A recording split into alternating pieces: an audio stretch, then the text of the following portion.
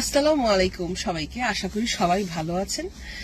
দেখেন, যার মধ্যে উপলব্ধি আর অনুভবটা বেশি না, আমার মনে হয় কি তার জীবনকে দেখার দৃষ্টিভঙ্গি ভিন্ন হয়। একটা সার্বিক চেষ্টা থাকে যে জীবনকে কি করে সুন্দর করা যায়, শান্তিপূর্ণ করা যায়, তাই না? তো জীবনকে শান্তিপূর্ণ করার সবচেয়ে পূর্ব শর্ত হচ্ছে যে জীবনকে আপনি কিভাবে পরিচালিত করছেন।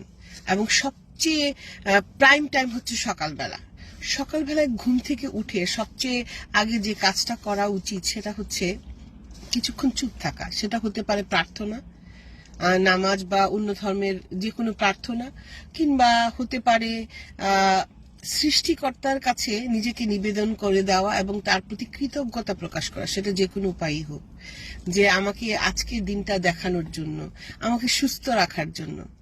তারপর জীবনের কোনো উপলব্ধি বা কোনো অনুভব যদি হঠাৎ করে মনে আসে, সেটা চট করে লিখে ফেলা। দেখবেন যে একটা মনের মধ্যে একটা পজিটিভ ফিলিং চলে আসছে। আর এবং এই যে ফিলিংসটা, সেটা কিন্তু আপনার সারা দিনের জন্য আপনার মাথার মধ্যে, আপনার মনের মধ্যে স্টোর হয়ে থাকবে এবং এটাই কিন্তু আপনি সারাদিন সবার মাঝখানে সেটা স্প্রেড করে দিবেন।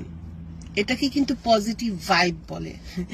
ভেবে দেখবেন। ভালো থাকবেন। আল্লাহ হাফেজ।